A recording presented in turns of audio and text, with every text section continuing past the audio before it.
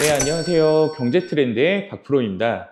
오늘 영상 주제는 1000만 원에서 1억까지 가장 빠르고 확실하게 불리는 방법인데 10억까지 그대로 하셔도 전혀 무방하거든요. 여러분들한테 저만의 조금 노하우랄까 그런 부분에 대해서 말씀을 드리겠습니다. 간단해요. 전체적인 큰 틀을 놓고 봤을 때 투자 전략, 매매 기법 이런 것들이 아니라 바로 계좌 관리 방법이라는 겁니다. 이 계좌 관리 방식에 따라서 여러분들이 수많은 리스크를 걷어낼 수 있고 수많은 포모 증후군들을 쳐낼 수가 있어요.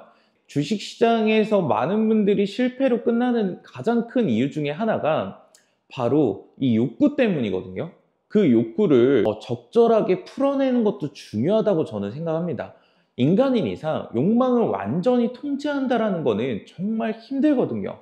그러면은 그 힘든 거를 억지로 해내느냐, 그게 아니라 그 힘든 거를 적절하게 해소해 주면서 리스크를 어느 정도 선까지만 정해놓고 끝낼 수 있게 되고 나머지 어느 정도의 자산은 그런 욕구에 휘둘리지 않는 관리를 통해서 여러분들이 안전하게 불려나갈 수 있다는 겁니다.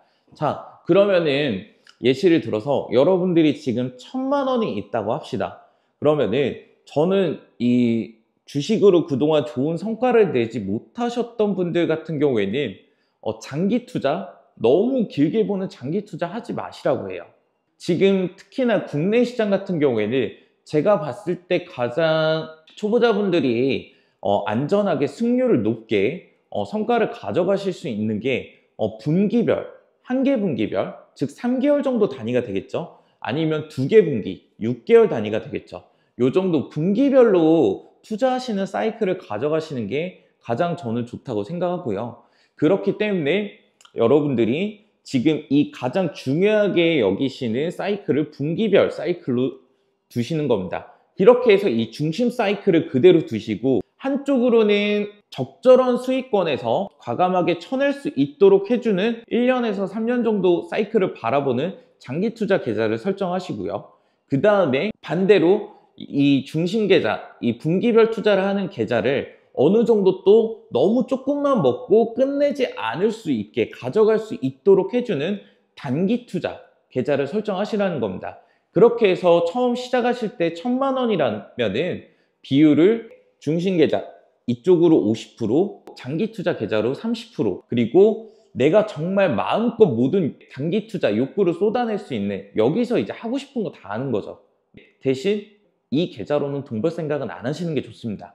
정말 탁월하지 않은 이상은 여기 계좌는 벌어들일 땐 벌어들이고 까먹을 때 까먹으면서 여러분들이 정말 그냥 모든 욕구를 다 풀어내는 쪽으로 생각하시는 게 좋아요. 단기, 분기, 장기 이 스텝으로 여러분들이 계좌를 3개를 세팅해서 관리를 하시라고 말씀을 드리고 싶습니다. 이쪽은 어느 정도의 미래 가치를 보는 산업 전망들 위주로 여러분들이 정말 놔두고 싶은 종목들 위주로 세팅을 하고요. 이 각 계좌마다 종목은 겹쳐도 됩니다. 상관없어요. 이 분기별 중심 계좌 같은 경우에는 특히나 국내 시장에 투자하신다면은 분기별 실적 시즌에 맞춰서 정리를 하시는 방식이 가장 이상적이라고 저는 보고 있거든요. 실적 시즌이 나오기 전에 어느 정도 가이던스들은 요즘에 매체들이 워낙 잘 돼 있기 때문에 찾아보시면 충분히 나올 수가 있어요. 실적이 좋을 것 같은 기업들 같은 경우에는 실적 발표 후에 바로 정리해버리는 재료 소멸로 실적 발표 시즌에 맞춰서, 그리고 어느 정도 실적이 기대 심리가 좋은 기업들을 가지고 있었는데 그게 깨질 것 같거나 아니면 실적이 좋게 나와도 실적 발표와 함께 바로 다음 분기 가이던스라는 것도 나오거든요. 그게 안 좋을 것 같은 것들도 지금 요즘에는 다 매체들을 통해서 미리 찾아보실 수가 있기 때문에 실적 발표 직전에 정리하거나, 그러면은 여러분들이 이 중심 계좌, 분기별로 투자하시는 계좌들은 복잡하게 매일매일 기술적 분석을 하시면서 타점 잡아가시면서 대응하셔봤자 어차피 세력들이나 기관, 외국인들한테 당할 수밖에 없어요. 그게 아니라 실적 시즌에 맞춰서 실적 발표 전에 정리하냐, 실적 발표 이후에 정리하냐, 이 2개 포지션만 여러분들이 잡으시면 되는 거거든요.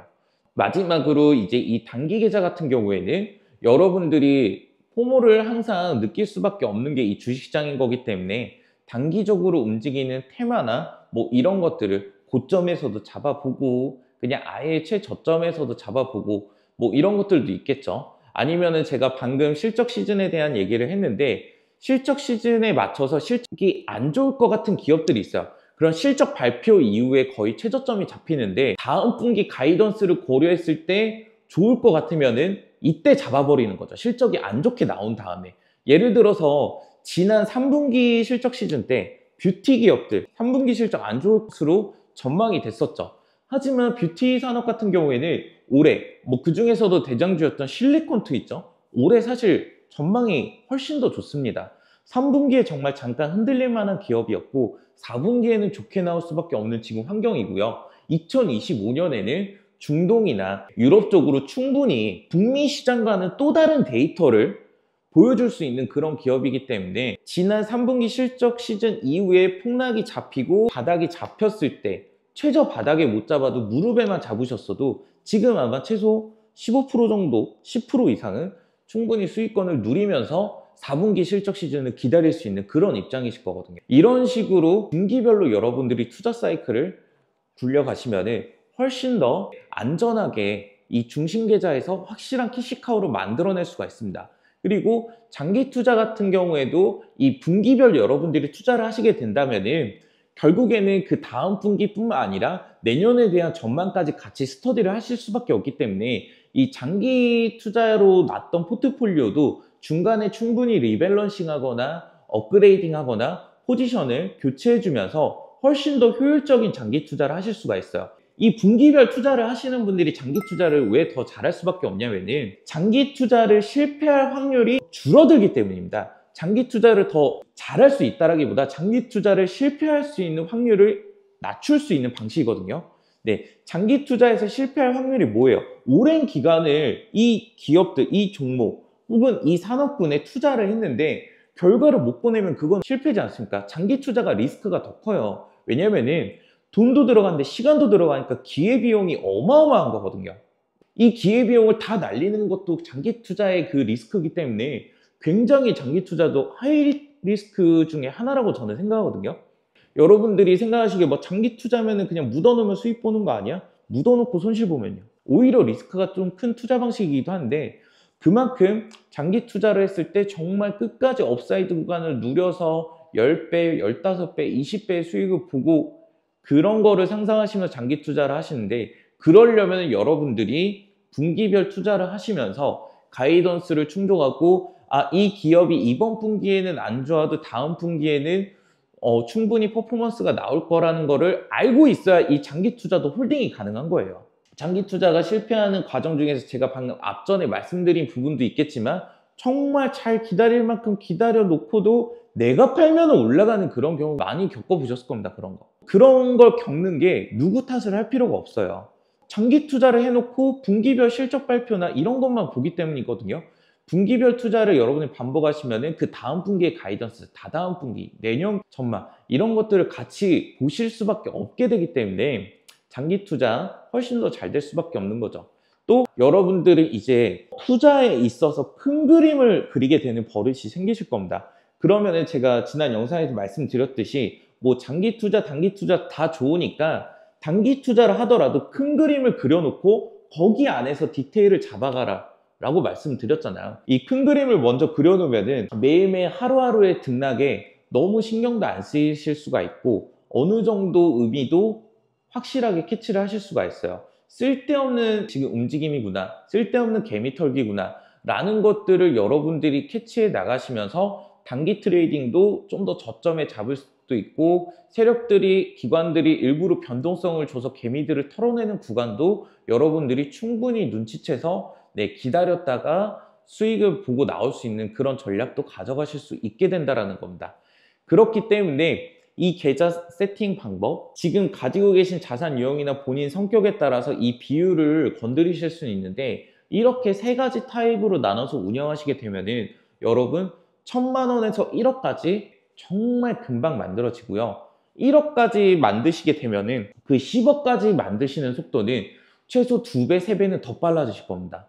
1000만 원에서 1억까지 만드시는 거 여러 시행착오들을 겪으시면서 속도는 더딜 수도 있어요. 하지만 계좌 관리 방식을 이 3개의 세팅하는 방식으로 가져가신다면은 시행착오들을 최소한으로 하면서 시행착오를 겪을 거 다 겪으면서도 계좌를 안전하게 불릴 수 있는 방법이기 때문에 결국에는 1억이라는 계좌를 손에 쥐시게 될 거거든요. 그런 다음부터는 1억까지 만드시면 어느 정도 데이터도 쌓여 있으시기 때문에 이 3개 계좌를 관리하는 방식이 디테일해지실 거고, 그러면은 10억까지 만들어지는 속도는 1000만 원에서 1억까지 만들었던 속도보다 최소 2배, 혹은 개인의 이제 역량 차이에 따라서 3, 4배까지도 단축하실 수 있는 그런 구도가 나오실 거거든요. 주식시장을 어렵게 느끼시는 분들도 많고, 네, 이 주식시장에 대해서 괜히 나만 소외됐다고 느끼시는 분들도 계실 건데, 그렇지가 않습니다. 여러분들이 어느 정도 리스크를 감수할 정도 마음이 있고, 그 리스크를 어떻게 털어낼지, 어떻게 내가 쏟아낼지, 이런 것들이 되어 있고, 거기에 따른 방법론을 찾으셔서 충분히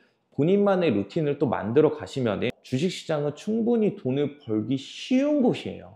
쉬운 곳입니다. 시장이 좋고 나쁘고는 항상 있어요. 당연히 좋기만 하면은 주식에서 손해를 보는 사람이 어디 있겠습니까? 근데 공부 열심히 하고 내 시장의 등락에 대해서 어느 정도 이해할 줄도 알고 참을 줄도 알고 그렇게 되기 시작하신다면 계좌는 점점 불어나시게 될 거고요. 이 계좌 관리 방식들을 통해서 부자가 되는 그런 2025년이 되시길 바라는 마음에 이번 영상을 준비해 봤습니다.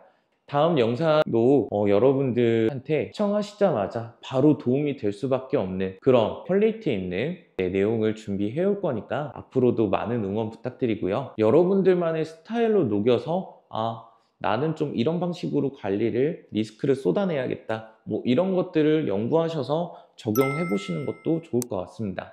네, 감사합니다.